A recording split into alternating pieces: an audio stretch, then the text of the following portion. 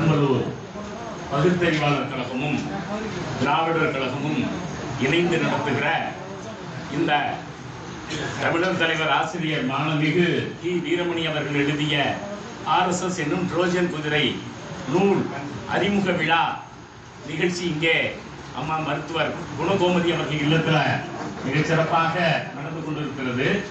இந்த நிகழ்ச்சியில தலைமையேற்றிருக்கிற மாவட்ட தலைவர் மாணமிகு தங்கராஜ் ஐயா அவர்களை, வரவேற்புரையாற்றி அமர்ந்திருக்கிற மாணமிகு ராமு பகுத்தறிவாளர் கழக துணைத் தலைவர் அவர்களை, மற்றும் இங்கே தொடக்க உரையாற்றி அமர்ந்திருக்கிற மாநில பகுத்தறிவாளர் அமைப்பாளர் தங்க சிவமூர்த்தி அவர்களே, நன்றி உரையாற்ற இருக்கிற மாணமிகு அம்பிகாபதி ஐயா அவர்களே, மற்றும் இங்கே நிறைவாக கலந்து கொண்டிருக்கிற பகுத்தறிவு சிந்தனையாளர்களாக கருப்பு சட்டை அணிந்த மெழுகுவர்த்திகளாக வந்திருக்கக்கூடிய அறிவு சார்ந்தவர்களே, அத்தனை பேரையும் வணங்கி கொள்கிறேன்.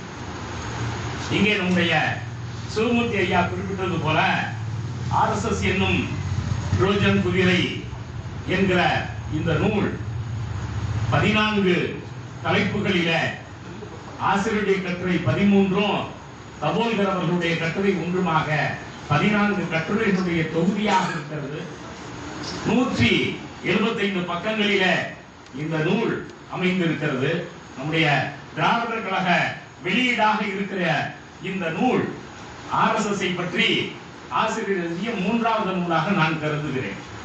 எப்படி நாம் தந்தை பெரியாரியம் என்கிற ஒன்றை தனி இயலாக வகைப்படுத்துகிறோமோ, அந்த வகையில ஒரு திராவிட இயல் மாணவன் என்ற முறையில ஆசிரியரியம் அல்லது வீரமணியம் என்கிற ஒன்றை நாம் வகுத்து பகுத்து பார்க்கிற போது அவர் எழுதியிருக்கக்கூடிய பல நூல்கள் இந்த நூல்ல கூட குறிப்பிட்டிருக்கிறார்கள்.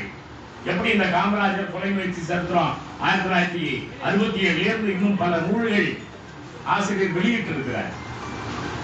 1983 கூட RSS-ம் காங்கிரஸ் பேரியக்கமும் அந்த நூல் வெளிவந்த போது அந்த நூல் மொத்தமா எப்படி அவர்களுக்கு இந்த சுதந்திரம், இந்த சாதியம், இந்த தீண்டாமை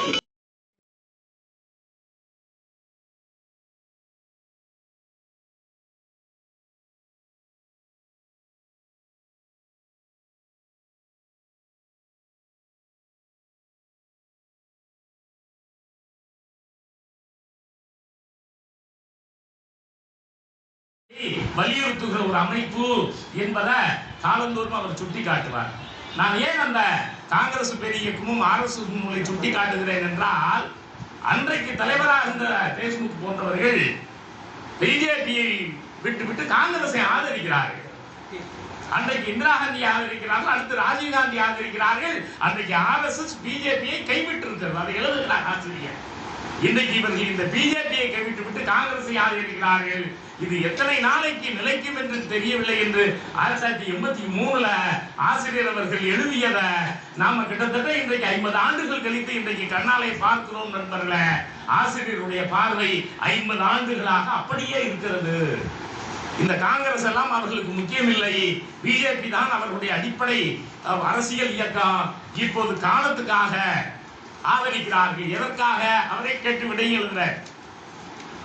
நாம் எல்லாம் இன்றைக்கு பல மதங்களை ஆதரிக்கிற விவேகானந்தர் இவர்கள் கட்டமைக்கிறார்களே, அவர் எப்படி இந்து மத வெறியராக, இஸ்லாமிய கிறிஸ்தவ மத எதிர்ப்பாளராக இருந்திருக்கிறார். அவரை இவர்கள் ஆதரித்து விவேகானந்தர் நாள், இளைஞர் நாள் என்று அன்றைக்கு ராஜீவ் காந்தி அறிவிக்கிறார். அப்போதான் ஆசிரியர் எழுதுகிறார், இதற்காக தான் இவர்கள் இந்த காங்கிரஸை ஆதரிக்கிறார்கள். ஜெர்மனியில கொல்லப்படுகிற பசுக்களை அந்நிய செலாவணி செய்து மீட்டு கொண்டு வர வேண்டும் என்று ஒரு சட்டம் போடப்படுகிறது. அதற்காக தான் இந்த RSS பிஜேபியை விட்டு காங்கிரஸை ஆதரிக்கிறது. நண்பர்களே, நாம் கொஞ்சம் உன்னிப்பாக கவனிக்கிறோம். ஆசிரியர் அவர்களுடைய பார்வை இருக்கிறத எவ்வளவு நுட்பமான பார்வை. அன்றைக்கு பாடத்திட்டத்தில் CBSE-ல ராஜீவ்காந்தி அவர்கள் இந்த இந்து மத வெறியை பற்றிய பாடங்களை எழுதுகிறார். இவற்றையெல்லாம் பட்டியலிட்டு விட்டு இவர்கள் இந்த யூனிட்டரி ஸ்டேட் என்கிறார்களே, அருமையாக நம்முடைய ஆசிரியர் குறிப்பிட்டாரே, ஒரே மதம், ஒரே மொழி சமஸ்கிருதம், இந்த நாட்டில் ஒரே நாடு, இங்க ஒரே பண்பாடு என்றெல்லாம் நீங்க பஞ்சாப் நாட்டில் அழகா ஆசிரியர் சொல்றார், கோல்வார்கர் சொல்வார், இந்த நாட்டுல ஒரு வெள்ளக்காரன் தான்.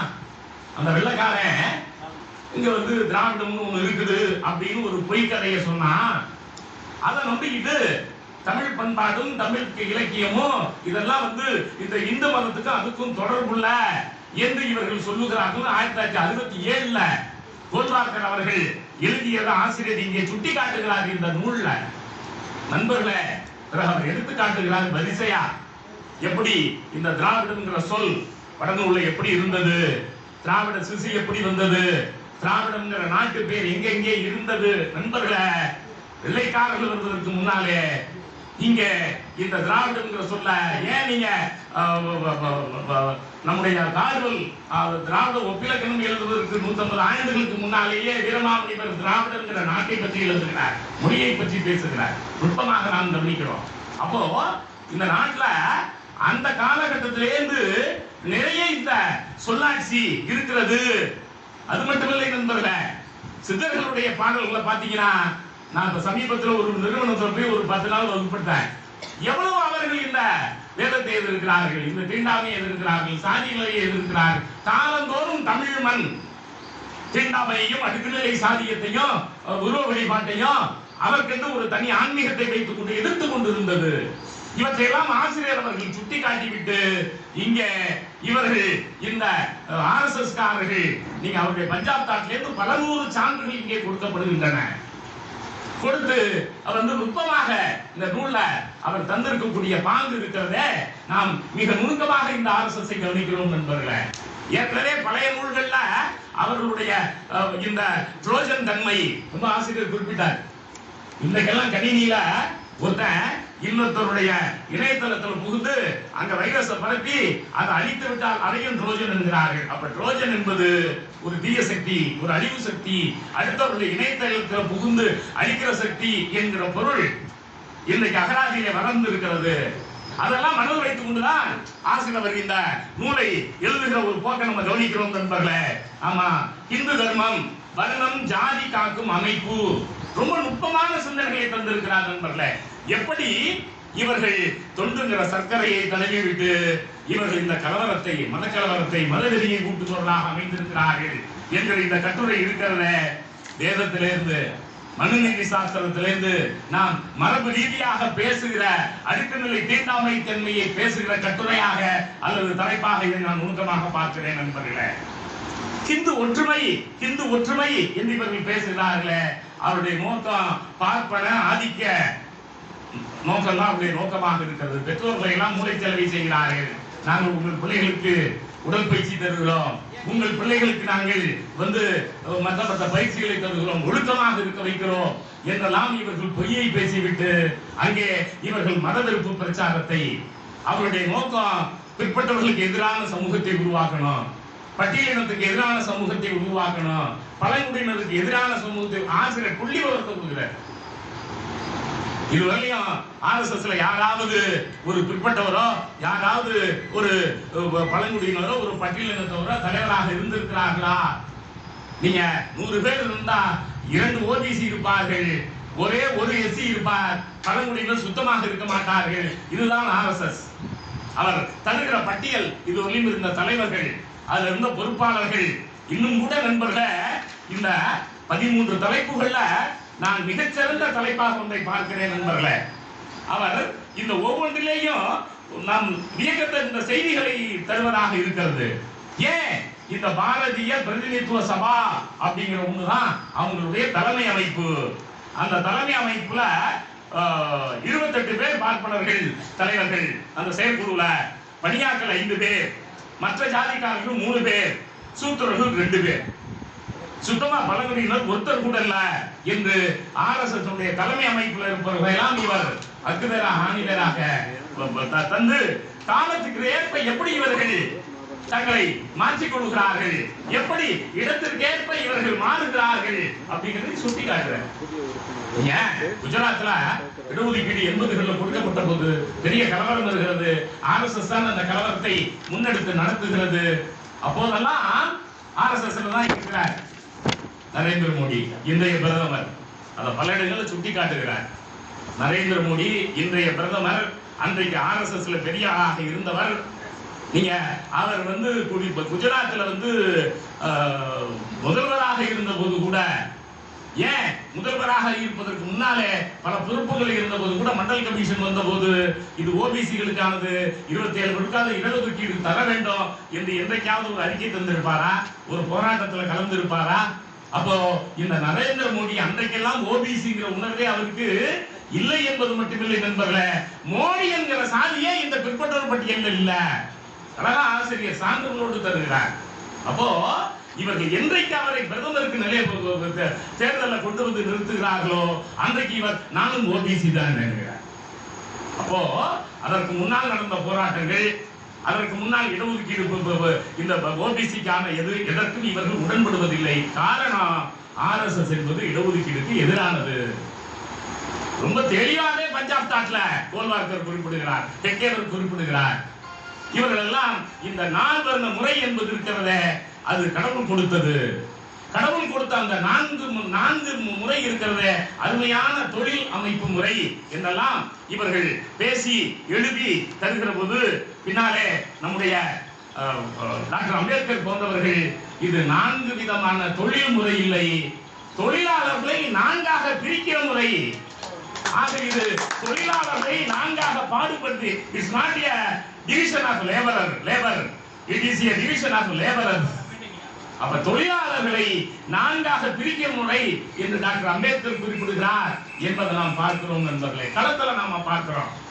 சாதாரணமா எங்க ஊர்ல 78கள்ல 2 மரக்கா கூலி எடுத்தப்ப 2.5 மரக்கா 2 படி தான் கூடுதலா கேட்டாங்க நெல்லு. அப்போ ஊரே 2ஆக நின்றது. எல்லோரும் கூலிகள். அங்க பட்டியல் இனத்தவர்களுக்கும் அங்க பிற்பட்டவர்களும் வந்து 2 எதிரணியில் நின்றுட்டு அந்த பட்டியல் இனத்து தொழிலாளிகளை இந்த எதிரினத்தவர்களுடைய பிற்பட்ட தொழிலாளிகள். நான் அப்போதுதான் டாக்டர் அம்பேத்கரை நினைத்தேன்.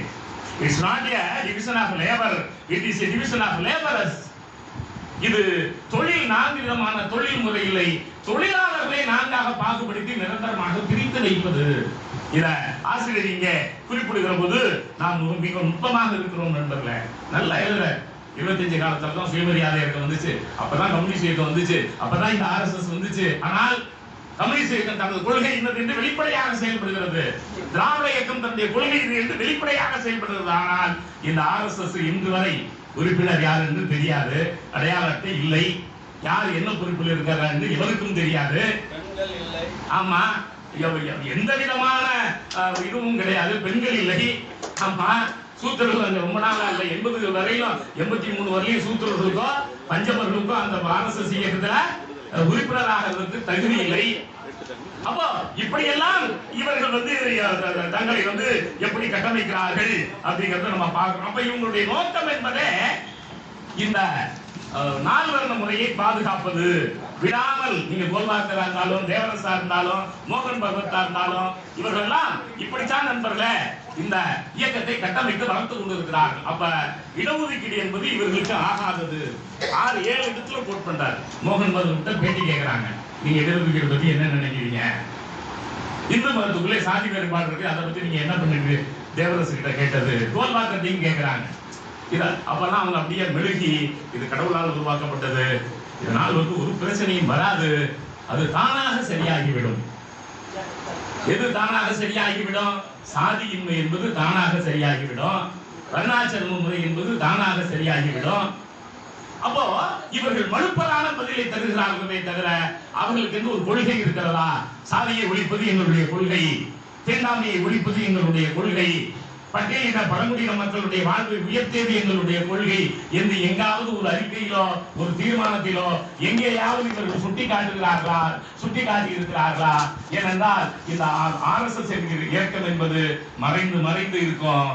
அங்கு கலவரத்தை தூண்டிவிடும். கிட்டத்தட்ட 40க்கும் மேற்பட்ட கலவரங்கள், அதில் வெடிகுண்டு வெடித்த நிகழ்வுகள், இவற்றையெல்லாம் சுட்டி காட்டிவிட்டு இவர்கள் வெடிகுண்டு வைக்கிற தீவிரவாதிகள், அறிஞர்களை தபல்கர் போன்ற அறிஞர்களை கொலை செய்கிற கொலைகாரர்கள். கேட்டால் அவர் ஆர்எஸ்எஸ் உறுப்பினரே இல்லம்பாங்க. அப்போ நீங்க வந்து நாகராம் கோட்சே உட்பட இவர் ஆர்எஸ்எஸ் காரர் இல்லை என இவர்கள் உதவுவதற்கு காரணம் அங்க மெம்பர்ஷிப் கிடையாது, எந்த விதமான ஆவணமும் அவர்கள் வைப்பதில்லை. அது கூட ஒரு நல்ல ஒரு தொண்டர், ஒரு பட்டியலிருந்து தொண்டருடைய பேட்டி ஒன்று 5வது தலைப்புல கொடுத்திருக்காரு. அவர் வந்து மாவட்ட பொறுப்புல இருக்காரு, மாநில பொறுப்புல இருக்காரு, ராஜஸ்தான்ல பல்வேறு நிகழ்ச்சிகளை கலந்துக்கிறாரு. அப்படியே நாங்கெல்லாம் ஒண்ணு, இந்துக்கள்லாம் ஒண்ணு, இந்துன்னு சொன்னா நமக்கு வீரம் வர வேண்டும், நாம் எல்லாம் அப்படின்னு அவர் ரொம்ப முனைப்போட செயல்படுகிற ஒரு இளைஞர். அவருடைய வரலாற்று ஆசிரியர் சுட்டி காட்டுகிறார் நண்பர்களே. அவருடைய அந்த பழைய நூல்களுக்கு இந்த நூலுக்கு இருக்கக்கூடிய வேறுபாட்டை நான் நுட்பமாக கவனிக்கிறேன். 2003 ரொம்ப தீவிரமா, 91 அந்த அஸ்தி வருகிறது, அந்த ட்ரெயின்ல எரிச்ச அஸ்தி எடுத்துக்கொண்டு ஊர் ஊரா வணக்கம் செலுத்துறாங்க ராஜஸ்தான்ல. இந்த பையன் போய் முன்னால நின்று எல்லாம் செய்யறான். 10 ஆண்டுகள் அந்த இயக்கத்தில் இருக்கிறான். ஒரு நாள் அவருடைய கிராமத்துக்கு அந்த அஸ்தி வருகிறது. அந்த அஸ்தி வருகிற போது, அந்த ராமர் கோயில் கட்டுவதற்காக அந்த ரயில்ல கொளுத்தப்பட்டவருடைய அஸ்தி வருகிற போது, நம்ம இயக்கத்துக்காரர்கள் இருக்கிறாங்க 300 பேருக்கு சாப்பாடு செய்யறான். அவன் பட்டியல இருந்த பையன், அவங்க அப்பா காங்கிரஸ்காரர் சொல்றாரு, இல்ல இதெல்லாம் நம்ம வீட்டுல சாப்பிட மாட்டாண்டா, நீ எதுக்குடா 250 பேருக்கு பூரியும் கிழங்கு செஞ்சு வீணாக்குற, உனக்கு அறிவு இருந்தா நீ செய்வியா, அவன் நம்ம வீட்டுல சாப்பிடுவானான்னு சொல்றாரு. தந்தையினுடைய பேச்சை மீறி மகன் அங்க அவ்வளவு உணவை எடுத்துக்கிட்டு போறான். அவங்க மாவட்ட தலைவர் சாயங்காலம் சாப்பிடலாங்கிற சூழல் வரப்ப கூப்பிடுறாரு. கூப்பிட்டு, நீங்க என்ன திறந்தாலும் பட்டியல் இனத்தவர், பட்டியல் இனத்தவர் வீட்டுல இங்க வந்திருக்கக்கூடிய துறவிகள், இங்க வந்திருக்கக்கூடிய காவி உடை அணிந்திருக்கக்கூடிய நம்முடைய சாமியார்கள் எல்லாம் சாப்பிட மாட்டாங்க, அதனால நீங்க கோசிக்காம ஒண்ணு செய்யணும், எல்லாத்தையும் பொட்டலம் போட்டு வைங்க, நம்ம அடுத்த ஊர் கூட்டத்துல போய் வேற சாதிக்காரங்க சமைச்ச மாதிரி அதை கொடுத்துடுவோம் அப்படின்னு சொல்றாங்க. சரி, இவனும் எல்லா பொட்டலத்தையும் போட்டு 250 பொட்டலம் போட்டு பூரியையும் இதையும் போட்டு கார்ல ஏற்றி வைக்கிறான். இவனுக்கு ரொம்ப வேண்டிய நண்பனும் அந்த கார்ல போறான். அவன் ஒரு பிராமின் நண்பன். போய் எல்லாத்தையும் இறக்கி வச்சுட்டு வந்து, அப்பா இறக்கி வச்சாச்சா, சாப்பிட்டாச்சா அப்படின்னு ரொம்ப பிரியமா இவன் கேட்கிறான். அவன் சொல்றான், அப்படி இல்ல, போகும்போது பாதையில 250 பொட்டலம் பூரியையும் 250 பொட்டலம் பூரி கிழங்கையும் தூக்கி வாய்க்கால கொட்டிட்டு போயிட்டோம். ஏன்னா ஒரு தலித் வீட்டில் RSS சாகா செய்கிற பார்ப்பனர்களோ, அங்க இருக்கக்கூடிய பணியாக்களோ, அங்கு சும்மா அப்ப அந்த ஒரு 250 பேர்ல 3 பேரை நம்ம தான் ஓபிசி.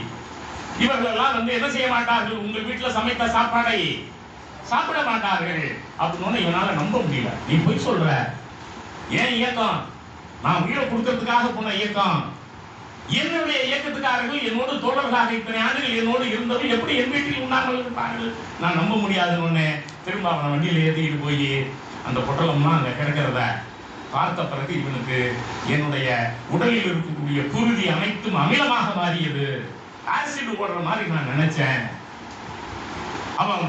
அவனுடைய அந்த மன உணர்வை ஒரு RSS, ஒரு தலித் RSS தன்னால் அவமானப்படுத்தப்பட்டதை எப்படி உணர்கிறான் என்பதை ஒரு அழகான கதை போக்குல ஆசிரியர் எழுதியிருக்கிற பாங்கு நண்பர்களே. சரி, உடனே மாவட்ட தலைவர் போய் இவன் கேட்கிறான், எப்படிங்க இது என்னங்க நியாயம்?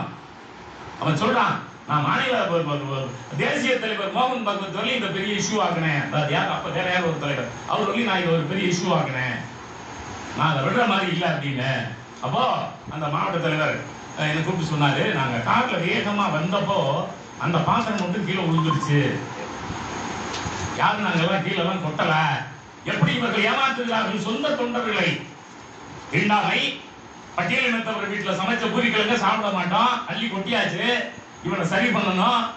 இவன் உடனே யோசிக்கிறான், இல்லையே நம்ம வீட்டுல கொடுத்த பாத்திரம் கீழே வந்து இருந்தா சரிஞ்சிருக்குமே, அது சராய்ப்பு இல்லையா, அந்த பாத்திரத்துல கீழே கொட்டி தானே அழகா கழுவி கொண்டு வந்திருந்தாங்க, ஒருவேளை பூரி கூட காத்துல பறந்துருக்கலாம், எப்படி பாத்திரம், இப்படி எல்லாம் அவன் மனதுக்குள்ள 10 நாட்கள் அப்படியே யோசித்து விட்டு ஒரு நாள் நஞ்செருந்தி கொடுக்குறான். நான் சார்ந்த இயக்கம் அவனுக்கு எப்படி சாகலாம்னு திட்டம் போடுறான். அவன் அப்படியே தன்னுடைய வரலாற தன்னரலாறாக புத்தகமாக போட்டிருக்கான். ஆங்கிலத்தில் ஆசிரியர் எடுத்து அவனுக்கு தருகிறார். பார்க்கிறான், ஒரு நாள் எலிமருந்தை குடிச்சிடறான். அப்புறம் மருத்துவர்கள் அவனை போய் காப்பாற்றுகிறாரு. அப்புறமேலுக்கு அவன் சாதினுடைய விளிம்புக்கு போய் வெளியில் வந்த பிறகு, எப்படி நான் வேண்டுமானாலும் இந்த RSS-ஐ நான் ஒழித்தே தீர்ந்தேன் என்று அவன் செயல்பட்ட வரலாறு. அப்படியானால் நண்பர்களே, இவர்கள் சொல்லுகிற முகமூடிகள், நாங்களும் OBC என போடுகிற முகமூடி, நாங்களும் பட்டியல் இனத்தவர்களுக்காக பாடுபவர்கள் என்கிற முகமூடி, அதான் ட்ரோஜன் குதிரை. இவர்களோ நாங்கள் இடஒதுக்கீடுக்காக பாடுபடுபவர்கள் என சொல்லுகிற முகமூடி நாம் கண்ணு முன்னால பார்க்கிறோம். இவ்வளவு நாளா கோச்சு இடஒதுக்கீடுனால தரம் போச்சுன்னா ஸ்டேட் பேங்க் ஆஃப் இந்தியாவில் எக்கனாமிக் வீக்கர் செக்ஷன் பார்க்குறோம். 27 மார்க் வாங்கினவன்னா போய் டாக்டருக்கு படிக்கிறான், இது வந்து பேங்க் எம்ப்ளாய் ஆகிட்டான் SBIல, ST கூட 72 வாங்குறான், பிசி MBC எல்லாம் 90க்கு மேல வாங்குறான்.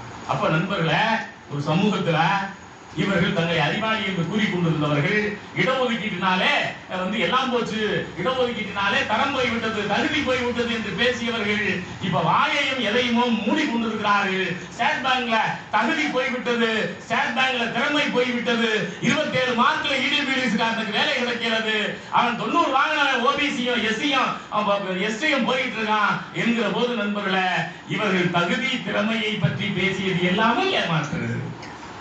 தங்களுக்கு வந்த பிறகு என்ன பண்ண மாட்டான், கல்வி திறமையை பற்றி பேசுவது இல்லை. அப்போ இவர்கள் எந்த அளவு வந்து மோசடிக்காரர்கள் என்பதெல்லாம் நம்ம ஆசிரியருடைய இந்த நூலுடைய ஒரு பகுதிகளையும், ஸ்வதர்மம் என்கிற இந்த ஜாதி தர்மம் இருக்கிறதே அதுதான் ரொம்ப அடிப்படையானது. ஆமா, இவருடைய கருத்துக்கள் எல்லாம் ரொம்ப நல்ல ஆசிரியர். ஒரு பெண்ணும் ஒரு சூத்திரனும் பாவையோடி பிறந்தவர்கள் என்பதை பற்றி எல்லாம் பேசுகிறார். இந்த நூல்ல நண்பர்களே, The RSS and Making of Deep Nation என்று ஒரு பெரிய அறிஞர் தினேஷ் நாராயணன் என்கிற அறிஞர் எழுதியிருக்கிறார். அதிலே ஒரு 100க்கும் மேற்பட்ட மேற்கோள்களை காண்பிக்கிறார். எப்படி இவர்கள் வந்து அந்த RSS காரங்க சரிபடுகிறார்கள். அதான் ஒரு இடத்துல கோல்வார்க்கர் சொல்றார், பேசுறார், இடஒதுக்கீடு என்பது நாம் ஏற்கனவே தந்திருக்க வேண்டும், கொடுக்கல, அவங்க ஆத்திரத்தோடு இருக்காங்க, அவருடைய ஆத்திரத்தை தூண்டிவிட்டால் நாடு அழிந்து விடும். ஆகையினால உயர்ஜாதிக்காரர்களாகிய RSSகாக நாம் பொறுமை காக்க வேண்டும், பாதிக்கப்பட்டவங்களுடைய கோபத்தை நாம் புரிந்து கொள்ள வேண்டும்.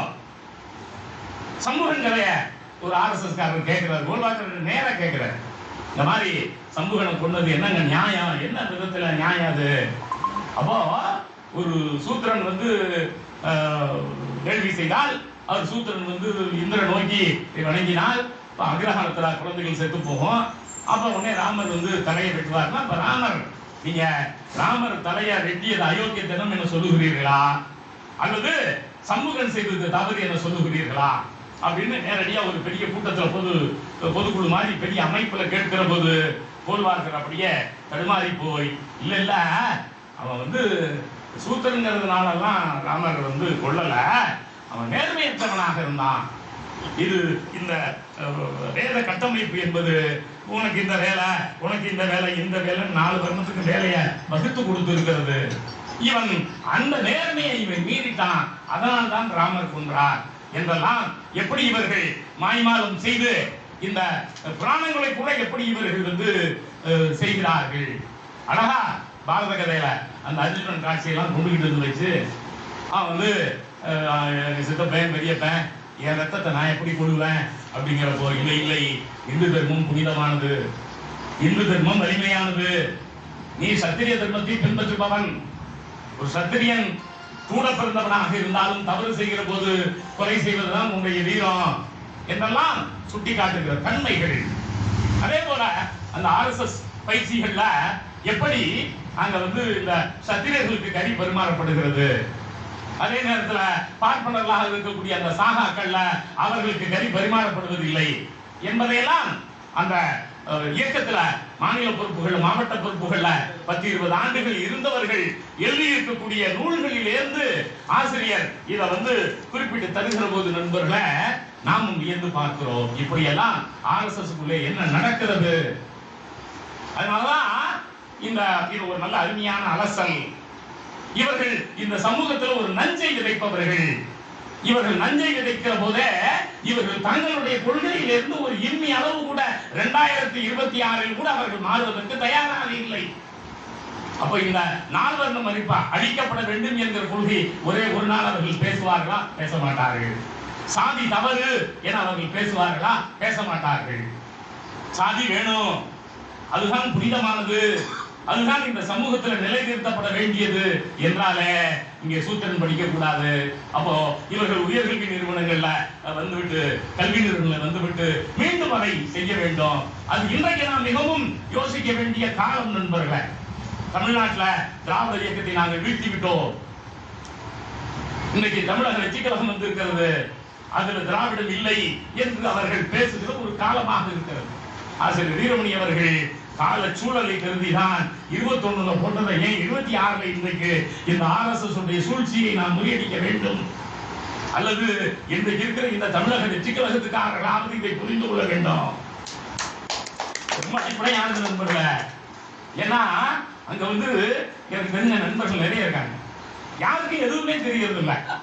ஆமா, வெற்றி பெற்ற உடனே அமைச்சர்களை கூட்டிட்டு போய் ஆசிரியரை பார்த்து வாழ்த்தை வாங்கிக்கிட்டு ஐயாவுடைய நினைவிடத்தில் போய் அஞ்சலி செலுத்திட்டு நமக்கு மகிழ்ச்சி தருகிறது.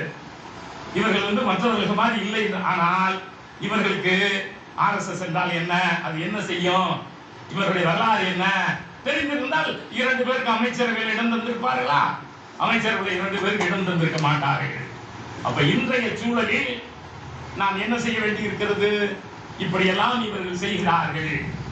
அவருடைய RSS பற்றி என்கிற நூல், RSS காங்கிரஸ் என்ற நூலை தவிர இந்த நூல்ல பல்வேறு தனிச்சிறப்புகள் இருக்கின்றன.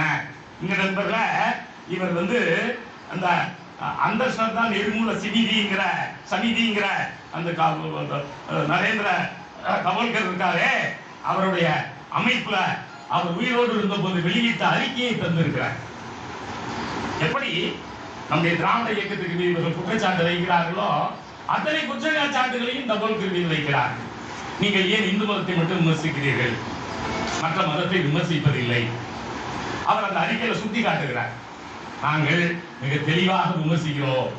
இந்த கிறிஸ்தவர்கள் கை முளைக்க வைக்கிறேன், கால் முளைக்க வைக்கிறேன், முடவனை நடக்க வைக்கிறேன் சொல்வதையெல்லாம் நாங்கள் நேரடியாகவே விமர்சிக்கிறோம்.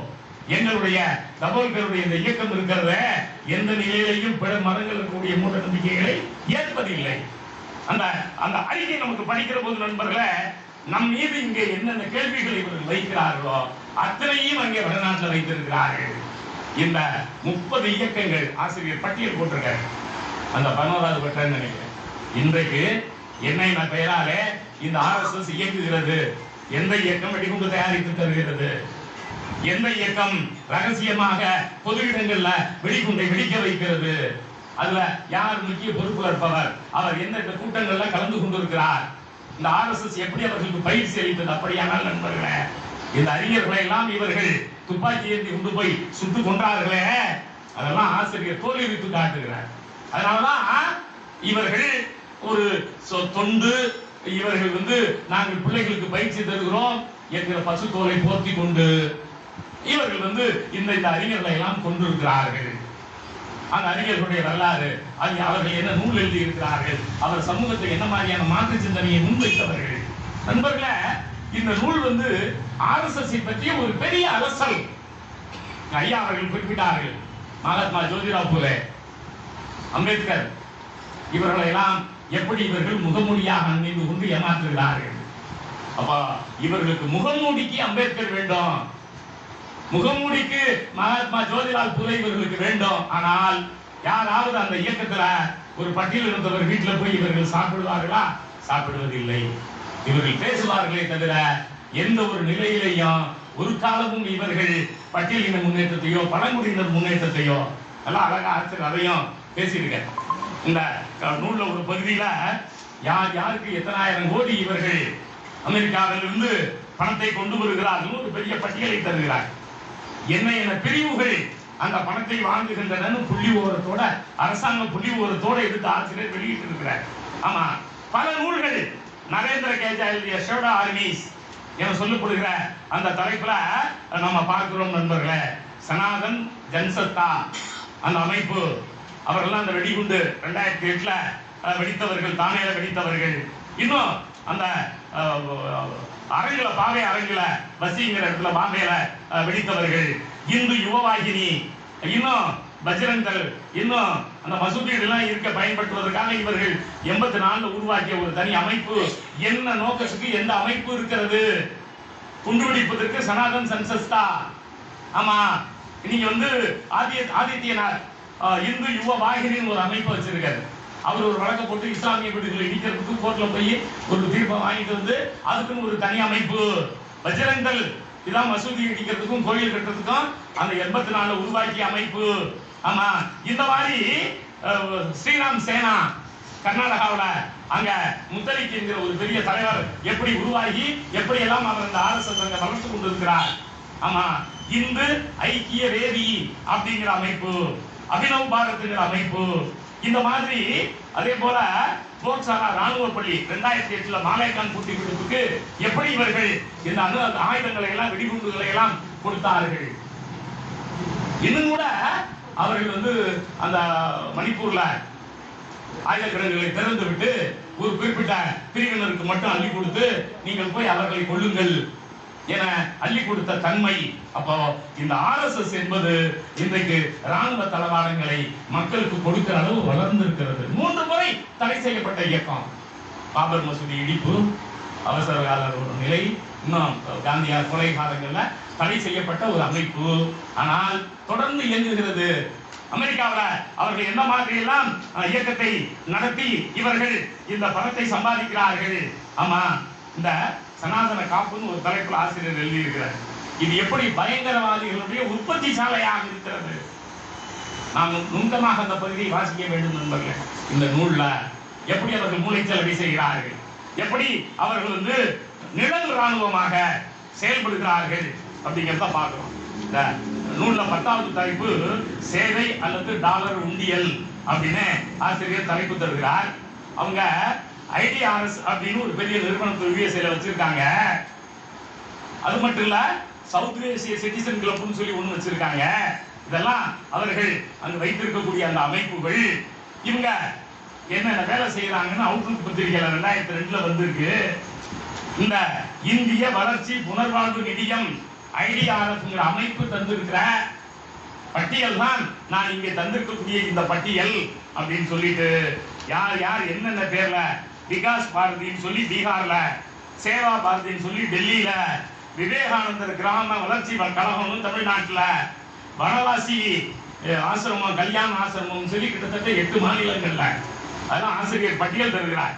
இந்த அமைப்புகள் எல்லாம் கிட்டத்தட்ட 9 அமைப்புகள் இவர்களுக்கு கிட்டத்தட்ட சில ஆயிரம் கோடிகளை வாங்கி இருக்கிறார்கள் அப்படின்னு சொல்லி அவர் பட்டியல் தருகிற போது நாம் என்ன பார்க்கிறோம் நண்பர்களே, இப்படியெல்லாம் இவர்கள் இவ்வளவு பணத்தை கோடி கோடியாக வாங்குகிறார்கள். நம்ம திருச்சியில பாரத் கல்ச்சர் ட்ரஸ்ட் ஒன்று இருக்கு. அந்த பாரத் கல்ச்சர் ட்ரஸ்ட் 45 கோடி வாங்கியிருக்கு. அப்போ இவர்கள் அனாதை இல்லங்கள் நடத்துகிற, இலவச மருத்துவமனைகள் நடத்துகிற, ஆதரவற்றோர் இல்லங்களை நடத்துகிற கிறிஸ்தவ நிறுவனங்களுக்கெல்லாம் பணத்தை நிறுத்தி விட்டார்கள். அவர்கள் மதம் மாற்றுகிறார்கள். அவனே ஏற்கனவே 2% 1.5% ஆயிருக்கான். 2% இருந்து 1.5% ஆனதுன்னா மதத்தை மாற்றி வளர்ந்துட்டான். எப்படி ஒரு வரிசையா இருங்க மத அடிப்படையில ஒவ்வொரு ஆண்டும் 33 இப்பவும் 81 91 எடுத்திருக்கீங்க. அதுல ஒன்னுலையும் புள்ளி விவரத்துல குறைஞ்சிக்கிட்டு இருக்கு. அவ்வளவுதான் மதத்தை மாத்திட்டான் என்ன சொல்லிவிட்டு இவர்கள் அந்த பணத்தை வாங்கி, அதுவும் இவர்கள் வாங்கி செல்கிற இந்த பழங்குடி மக்களுக்கான பவுண்டேஷன் என்ன வைத்திருக்கிறார்களே, அங்கே பணத்தை கொடுத்துதான் அந்த ஒரு பாதிரியார் மகன்களோட கொளுத்தி விட்டார்களே, அதற்கெல்லாம் கோடிக்கணக்கில் பணம் பாய்ந்திருக்கிறது. பிறகு அவர்கள் சட்டமன்ற உறுப்பினர்களாக மாற்றப்படுகிறார்கள்.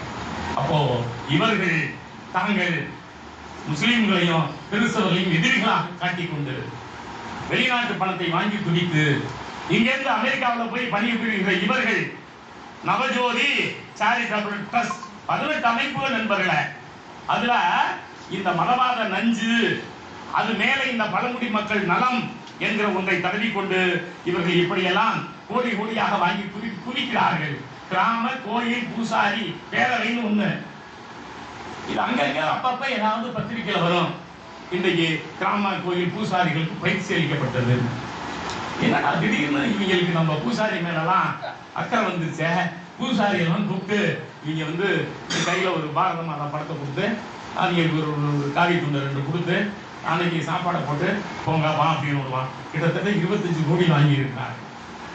25 கோடியை அந்த அமெரிக்காவில் இருக்கிற சாதி மதமற்ற ஏழைகளுக்கு உதவி செய்கிற அமைப்புகளை போய் தேடி பார்த்து நாங்கள் பழங்குடிகளை காப்பாற்றுகிறோம், நாங்கள் விளிம்புநிலை மக்களை காப்பாற்றுகிறோம் என சொல்லி அந்த பணத்தை வாங்கி இவர்கள் இந்த பூசாரி பேரவை மாதிரியான 18 அமைப்புகளை வைத்துக் கொண்டு அதுல எப்படி தங்களுடைய கொள்கைகளை திணிக்கிறார்கள்.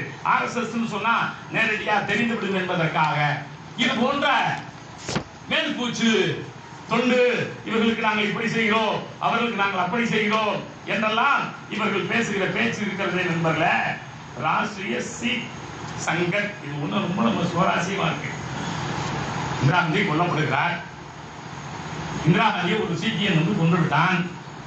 உடனே காங்கிரஸ்காரர்கள் அன்றைக்கு ஒரு 5000 பேருக்கு மேல கொலை செய்தார்கள். வரலாறு நமக்கு தெரியும். ஆசிரியர் புள்ளிவிவரத்தோடு எழுதுகிறார், பஞ்சாப் கலவரத்திலே RSS காரர்கள் முன் நின்று இத்தனை ஆயிரம் சீக்கியர்களை கொன்றார்கள்.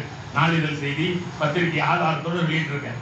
நீங்க இந்த நூல் ஒன்றும் போக்குல எழுதப்பட்ட நூல் இல்லை நண்பர்கள். ஒண்ணையும் ஆதாரத்தோட, அது அவுட்லுக் பத்திரிகையா இருந்தாலும் எதுவா இருந்தாலும் எழுதிட்டு அவனே ஒரு அமைப்பை உருவாக்குறான். இதுக்கு ராஷ்டிரிய சீக் சங்கத்தின் பேரு. எல்லாம் முடிஞ்சதுக்கு அப்புறம் 93க்கு பிறகு இந்த சங்கத்தை உருவாக்கி இவன் இந்த வெளிநாட்டு ஃபண்டா வச்சுக்கிட்டு நீங்க எல்லாம் இந்துக்கள், கான்ஸ்டிடியூஷன் என்ன சொல்லுது, எவன் ஒருவன் இஸ்லாம் அல்லாதவனோ, எவன் ஒருவன் கிறிஸ்தவன் அல்ல, மற்றவெல்லாம் இந்து, அதனால நீங்க எல்லாம் இந்துக்கள் அப்படின்னு சொல்லி அங்க ஒரு பெரிய தீவிரவாத குழுவை உருவாக்கி நாமெல்லாம் ஒண்ணு.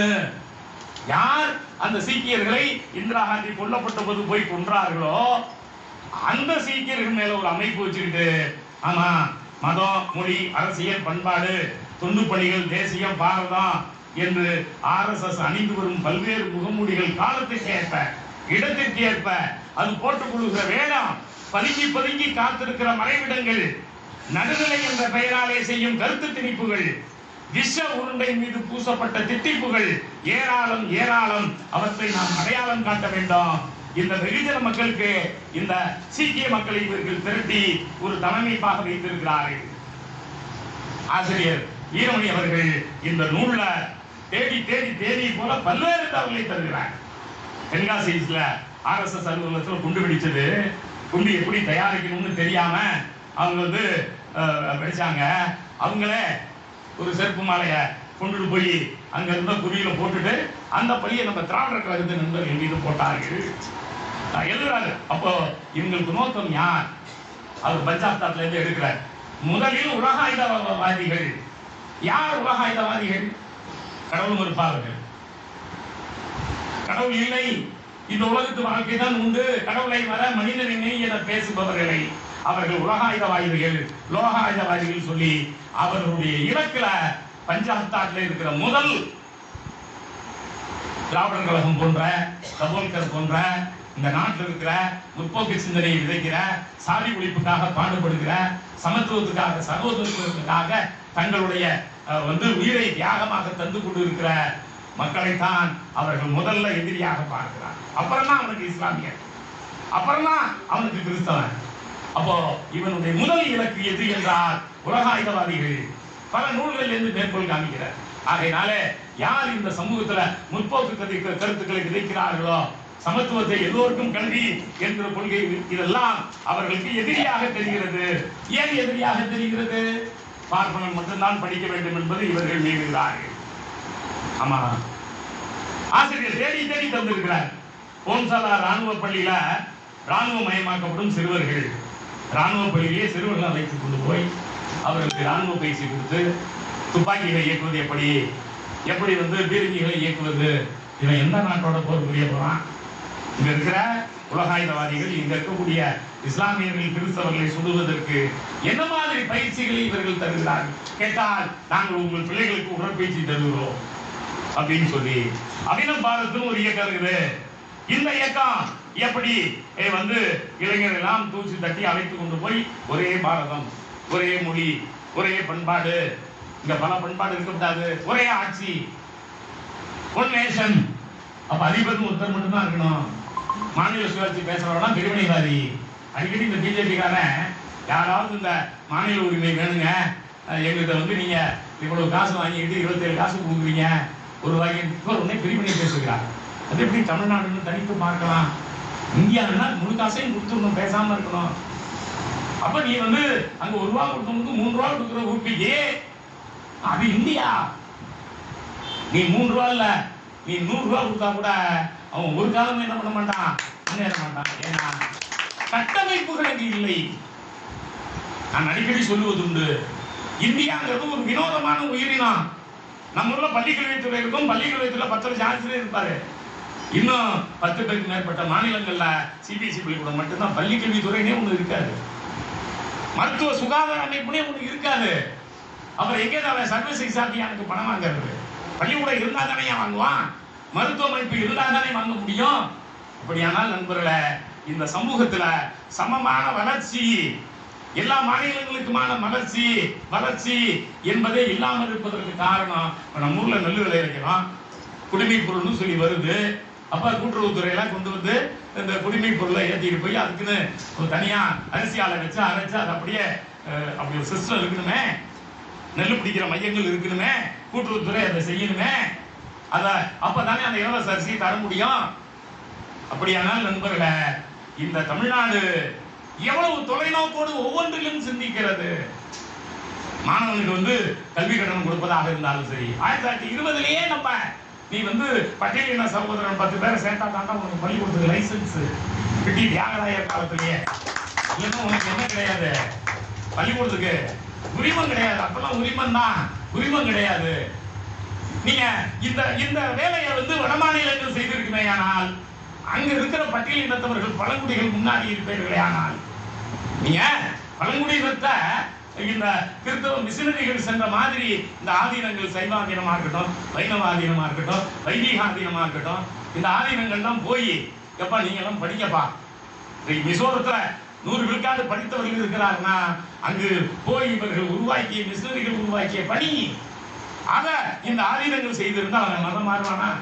இவங்க ரொம்ப வருத்தப்படுறாங்க. இந்த ஆசை காட்டி இவனுக்கு சாக்லேட்டை கொடுத்து, இவனுக்கு கோதுமையை கொடுத்து, அவன் கல்வியை கொடுத்தான், மருத்துவத்தை கொடுத்தான், நமக்கு வாழ்க்கையை கொடுத்தான்னு அவன் மாறினான். அதை புரிந்து கொண்டு நீங்க குன்றக்குடிகளா கொஞ்சம் முயற்சி பண்ண 35 கூட்டுறவு அமைப்புகளை உருவாக்கி இந்த ஆதீனம்லாம் என்ன திட்டுவான், இப்பவே என்ன வந்து இவன் ஆதீனத்தை விட்டு ஓடி போறான்னு என்ன திட்டிக்கிட்டு இருக்கான், நான் ஒரு முயற்சி பண்ணி பார்க்குறேன், நான் தோத்து போயிட்டேன்னா ரொம்ப கேவலமாயிடுவேன் எங்க ஆட்கள்கிட்ட அப்படின்னு கொஞ்சம் முயற்சி பண்ணி பார்த்தேன். அப்ப இவன் ஒரு 5000 ஏக்கர் 10,000 ஏக்கர் நிலங்களை வைத்துக் கொண்டு அது ஒழுங்கா குத்தகை வசூலிச்சு இந்த வேலையை செய்திருப்பார்களே ஆனால் இவர்கள் ரொம்ப வருத்தப்படுகிறார்களே, இந்த மதமாற்றம் நடந்து விட்டதே, இந்த மதமாற்றம் நிகழ்ந்து விட்டதே என்று. அப்படியான ஒரு மதமாற்றம் எல்லாம் என்ன செய்திருக்காது, இந்த நாட்டில் நிகழ்ந்து இருக்காது. ஆனால் இந்த வேதங்கள், உபநிடதங்கள், இதிகாசங்கள் இவையெல்லாம் அடிப்படையில் சூத்திரனுக்கு கல்வி தராதே. நல்ல அருமையா பெரியவங்க எல்லாம் சொன்னாங்க, இவனுக்கு கல்வி கொடுத்து விடாதே, இவனுக்கு சமூக மரியாதை கொடுத்து விடாதே, இவனுக்கு ஓட்டு போட்டு ஓடு வைக்கிறதுக்கு வீடு கட்டி கொடுக்க அனுமதி கொடுக்காதே என்னெல்லாம் இவற்றை இன்றைக்கும் வலியுறுத்துகிற இயக்கம் தான் RSS. அப்ப இந்த RSS இருக்கிறத இது ஒரு முகமூடியை, அந்த ட்ரோஜன் குதிரை மாதிரி இது வந்து வெளியில தொண்டு பயிற்சி என்கிற தன்மைகளை வைத்துக் கொண்டு, மற்றபடி அது தன்னுடைய அந்த பழமைவாதத்திலிருந்து கிஞ்சித்தும். ஆசிரியர் தெளிவா கேட்கிறார், ஜாதி அழிக்கப்பட வேண்டும்னு ஒரே ஒரு இடத்துல ஒரு வரி உண்டா? RSS எங்கேயாவது ஒரு இடத்துல பேசி இருக்கிறதா? எங்கேயாவது ஒரு இடத்துல ஒரு அறிக்கையில இருக்கிறதா? ஜாதி இந்த சமூகத்துக்கு பெரிய கேடு, அதை அழிக்க வேண்டும் என்று சொல்லி இருக்கிறார்களா அப்படின்னு அவர் சவால் விட்டு கேட்கிற போது நண்பர்களே, நாம் மீண்டும் யோசிக்கிறோம். இந்த இயக்கம் இன்றைக்கு நடுவண் அரசுல ஆட்சியை பிடித்து ஆண்டு கொண்டிருக்கிற ஒரு இயக்கம். இது நம்முடைய திராவிட இயக்கம் போன்ற இயக்கங்கள் இல்லாவிட்டால் இன்னும் எந்த அளவுக்கு உச்சநிலையை அடைந்திருக்கும். அதுவும் இன்றைய தமிழ்நாடு சூழல் தொடருமேயானால், எதற்கெடுத்தாலும் தலையாட்டுகிற சூழல் வறுமையானால் இந்த நாட்டினுடைய நிலை எவ்வளவு மோசமாக இருக்கும். ஆசிரியர் நல்லா கேட்கிறார். நீங்க சமீபத்தில் விடுதலையில் ஒரு செய்தி வந்தது படித்திருப்பீர்கள். தந்தை பெரியார் 1942 அப்ப நடந்த குடியரசு பத்திரிக்கை விடுதலை பத்திரிக்கை எனக்கு தெரியல, புத்தூசி குருசாமி இருந்தப்ப 2வது உலக போர் காலத்துல அப்படியே வாடகை கொடுத்துட்டாங்க பிரிட்டிஷ் கவர்மெண்ட். எல்லாரும் சொன்னானா இந்த ஆள் வந்து பிரிட்டிஷ்காரத்துக்கு மேல போயிட்டான், பத்திரிகையே வாடகை கொடுத்தான், சம்பளம் கூட பிரிட்டிஷ் கவர்மெண்ட் தான் பத்திரிகைக்கு பெரியார் கட்சிக்கு சுனாமான இயக்கத்துக்கு சம்பளம் தருது. அப்ப பெரியார் எழுதினாரா, நீ நல்லா உற்று நோக்கிப்பா, ஜெர்மனியில ஒரு சட்டம் போட்டிருக்கிறான் ஹிட்லர். என்ன சட்டம் தெரியுமா? ஜெர்மன் பள்ளிகளிலே சமஸ்கிருதத்தை கட்டாயம் என்ன செய்ய வேண்டும், படிக்க வேண்டும்னு போடுறான். இங்க இந்தியாவில் இல்லையா, ஜெர்மன்ல கூட என்ன பண்றான், நீனும் ஆரியன் நானும் ஆரியன், ஆரியர்கள் இந்த உலகத்தை ஆள பிறந்தவர்கள், ஆரியர்களுடைய பண்பாட்டை நாம் காக்க வேண்டும். ஆரியர்களுடைய பண்பாடு எங்கே இருக்கிறது? சமஸ்கிருதத்தில் இருக்கிறது. ஆகையினால் ஜெர்மன் குடிமக்கள் ஒவ்வொருவரும் சமஸ்கிருதம் படிக்க வேண்டும் என்று உத்தரவு போடுகிற போது தந்தை பெரியார் யோசிக்கிறார். அதனால்தான் ஆசிரியருக்கு தலைப்பு தரப்பவே தந்தை பெரியாரினுடைய நுண்மை நோக்குங்கிற. எவ்வளவு நுண்மை நோக்கத்தோடு ஹிட்லரை எதிர்ப்பதற்கு நம்மால முடியாது. ஹிட்லரை எதிர்க்கணும்னா யார் தான் எதிர்க்க முடியும்? பிரிட்டிஷ் அரசாங்கம் தான் எதிர்க்க முடியும். அவன் உலகம் பூரா ஆரியமயமாக்குகிறேன் அப்படின்னு அலையறான். ஏற்கனவே இவன் ஆரியன்ட்ட நம்ம படுற பாடே பெரும்பாடாக இருக்கிறது. இந்த தீண்டாமையை உலகம் பூரா கொண்டு வரணும்னு சொல்லி அவன் வச்சிருக்கிற ஸ்வஸ்திகா சின்னம், அதைத்தான் இந்த RSS தன்னுடைய சின்னமாக வைத்திருக்கிறது. அப்ப தந்தை பெரியார் எழுதுகிறார் நண்பர்களே. 42 43 காலங்களில் எழுதுகிறார். நீங்க இங்க இருக்கிற RSS காரங்க, இங்க இருக்கக்கூடிய பார்ப்பனர்களை சாதாரணமா நினைக்காதீங்க. அவன் ஜெர்மனியோட கூட்டணி வச்சிருக்கிறவன். நீங்க பல பேர் நகைச்சுவைக்காக சொல்வார்கள், அங்க 2ஆம் வகுப்பு போர்ல ஹிட்லர் ஜெயிக்கிறான்னு டி நகர்லயும் ஸ்ரீரங்கத்திலையும் ஜெர்மன் டியூஷன் சென்டர் நிறைய வந்துச்சான். ஏன்டா ஜெர்மன் டியூஷன் சென்டர் நிறைய வந்துச்சுன்னா, உலகத்தை பூரா அவன் ஜெயிச்சிருவான், ஜெர்மன் படிச்சுட்டா நம்ம என்ன பண்ணலாம், உலகம் பூரா வேலைக்கு போயிடலாம்னு சொல்லுவாங்க. அது இவர்கள் அந்த ஜெர்மனி கற்பித்ததனுடைய நோக்கம் நண்பர்கள, அது அந்த இந்தோ ஐரோப்பிய மொழி குடும்பம். அந்த இந்தோ ஐரோப்பிய மொழி குடும்பத்தில் ஜெர்மானிய மொழி குடும்பத்துல ஒரு மொழி தான் சமஸ்கிருதம். ஆகையினால சமஸ்கிருதனுடைய வேர்ச்சொற்களும் ஜெர்மானிய வேர்ச்சொற்களும் ஒன்றாக இருக்கும். நாமே இந்த உலகத்தை ஆளப்போகிறோம் என்கிற எண்ணத்தை இவர்கள் அந்த ஹிட்லரை தலையில தூக்கி வைத்துக் கொண்டு கொண்டாடினார்கள். அதை புரிந்து கொண்டுதான் தந்தை பெரியார் அவர்கள் ரொம்ப நுண்ணோக்கோடு அப்போ புதுசி குருசாமி அவர்கள் போன்றவர்களை எழுத வைத்து பரப்பி இடையிடையே பகுத்தறிவு, இடையிடையே கடவுள் ஒழிப்பு, பிரிட்டிஷ்கார நீங்க அதை பண்றதா பண்ணிக்கங்க, உங்க விஷயத்துல நான் தலையிடல, நீங்க உலக பொருளை எங்களோடு இருந்தால் போதுமானது. அப்படியானால் நண்பர்களே, தந்தை பெரியாரை பொறுத்தவரை இந்திய நாடு பற்றிய தொலைநோக்கு மட்டும் இல்ல, உலகத்தை பற்றிய தொலைநோக்கும் தந்தை பெரியார். இல்லை என்றால் இந்த ஆரியர்கள் உலகத்தை அடிமைப்படுத்தி தங்களுடைய புராண இதிகாசங்களை கொண்டு வந்து திணித்து ஆரியமயப்படுத்தி விடுவார்கள். இன்னைக்கெல்லாம் நம்முடைய அறிஞர்கள் நிறைய ஆய்வுகளை மேற்கொள்கிறார்கள். இவர்கள் சொல்லுகிற இந்த பாரத கதையும் இவர்கள் சொல்லுகிற இந்த மகாபாரத கதையும் எலியட்ல இருந்தும் பொடிசில இருந்தும் திருடப்பட்டது அப்படின்னு பல ஆய்வுகள் வந்து விட்டன. அவர்களுடைய எதுவுமே ஒரிஜினல் இருக்காது.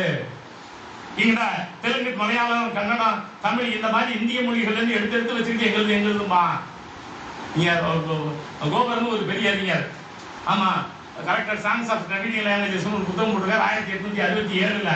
அதுலயே 340 பக்கம் எழுதுவார். அதனால பிரிட்டிஷ்காரர்களை யாரையும் நம்பாதீர்கள், இவனெல்லாம் நம்பாதீங்க. அப்ப நண்பர்களே, இந்த RSS என்பது பல்வேறு வடிவங்கள்ல 1865 இன்னைக்கு வந்தே மாதரம் பாட்டு பாடுறாங்க. அப்ப ஆனந்த மடம் பெங்காலி மொழியில வருது. அந்த பக்கிங் பட்டாச்சாரியா அதை எழுதுறாரு. வர்றப்போ இஸ்லாமியர்கள் பெரிய அளவில் போராட்டம் நடத்துகிறார். என்ன போராட்டம்? 1630 ஒரு போராட்டம் நடக்கிறது. அந்த போராட்டத்தில் இஸ்லாமிய மன்னர்களை எதிர்த்து இஸ்லாமியர்கள் படை நடத்துகிறார்கள். அந்த இஸ்லாமிய மன்னர்களை எதிர்த்து நடந்த போராட்டத்தை நீ ஒரு வரலாற்று நாவலா எழுதுற. நீ 200 வருஷம் வச்சு நாவலா எழுதுறப்ப உண்மையை எழுதணுமா எழுதப்படாதா? இஸ்லாமியர்கள் எல்லோரும் அந்த இஸ்லாம் மன்னனை ஆதரித்தது போலவும் 300க்கும் மேற்பட்ட இஸ்லாமிய சுதந்திர போராட்ட வீரர்களை அந்த இஸ்லாமிய மன்னனை எதிர்த்தவர்களை மறைத்து விட்டு நீ பொய்யாக இந்த ஆனந்த மடத்தை எழுதுகிறாய். எனவே ஆனந்த மடத்தை கொளுத்துவோம். நீ ரொம்ப நுட்பமாக கவனிக்கணும் நண்பர்களே.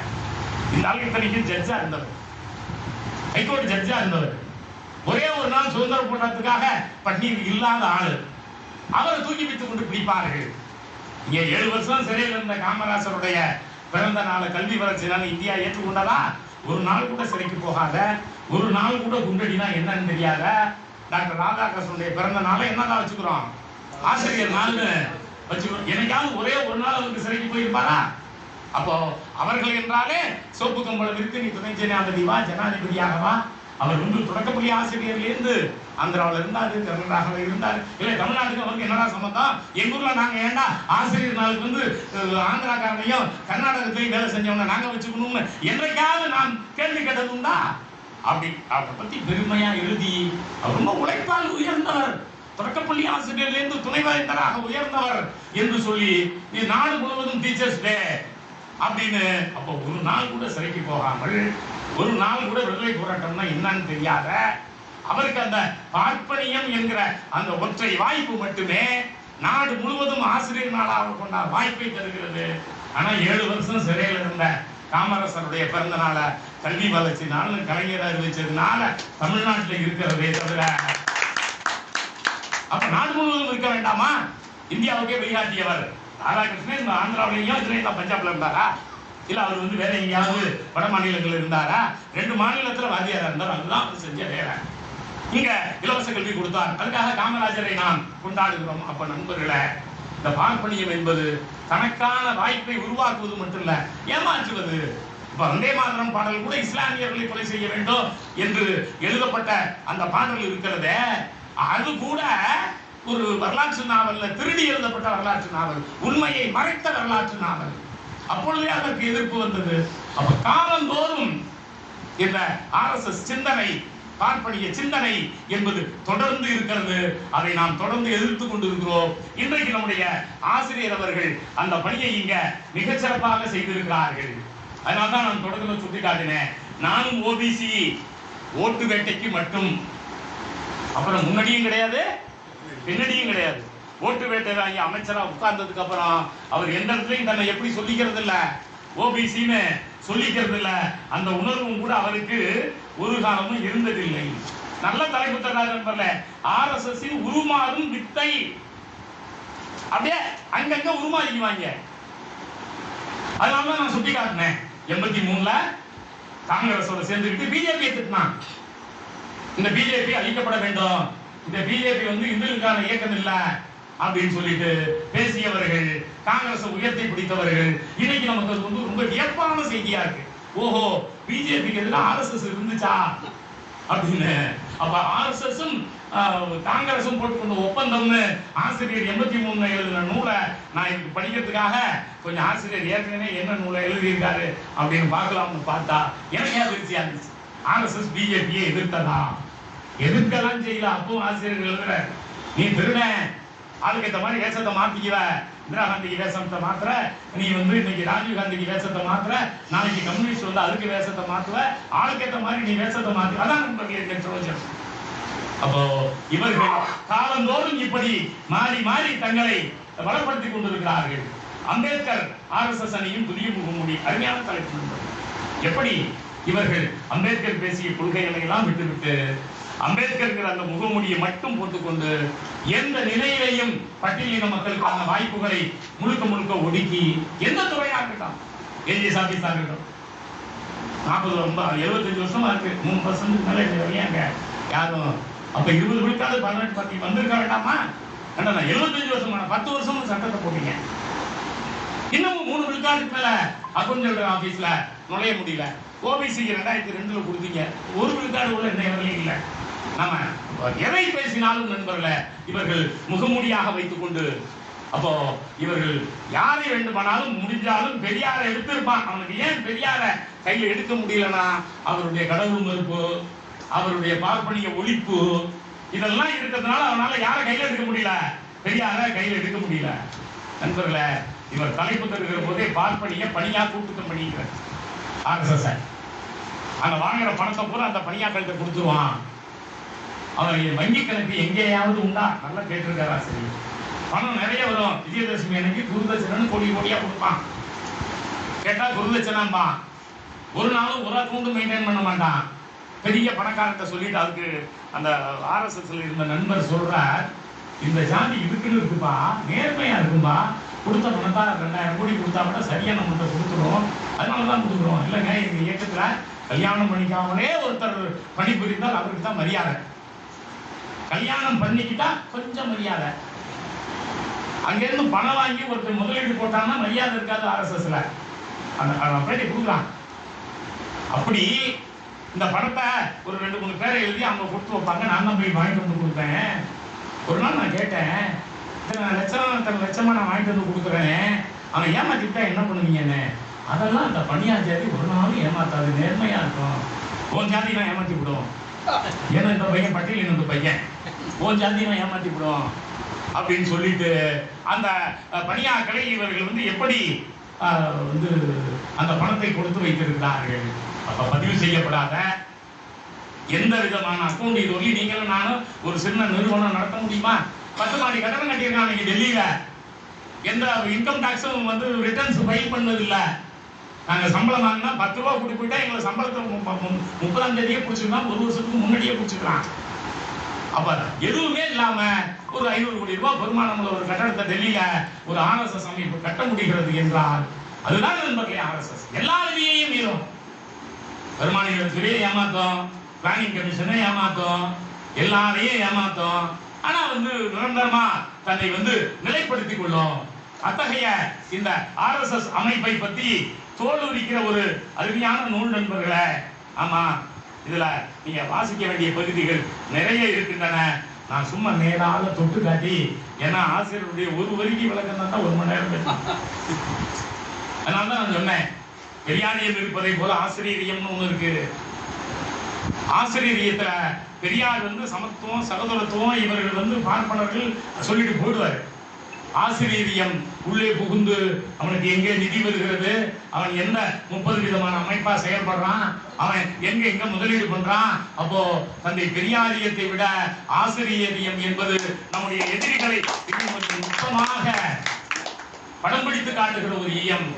ஆகையினால எதிர்காலத்துல திராவிட ஆய்வாளர்கள் எப்படி பெரியார் சிந்தனைகள் அவர் உயிரோடு இருந்த போது 3 தொகுதிகள் தலைப்பாக வந்ததோ அதுபோல ஆசிரியரியம் என்ற பெயராலே, ஆசிரியர் சிந்தனைகள் என்கிற பெயராலே தலைப்பாக வெளியிடப்படுமேயானால் எதிர்காலத்துல நம்முடைய திராவிடவியல் சிந்தனை மட்டுமல்ல, நம்முடைய வாரிசுகளுக்கும் அது சிறப்பாக இருக்கும் என்கிற கருத்தை சொல்லி நண்பர்கள் ஒவ்வொருவரும் ஆர்எஸ்எஸ் எனும் ரோஜல் குதிரை என்கிற இந்த நூலை படிக்க வேண்டும் என சொல்லி வாய்ப்புக்கு நன்றி கூறி இடம் அமர்கிறேன். நன்றி.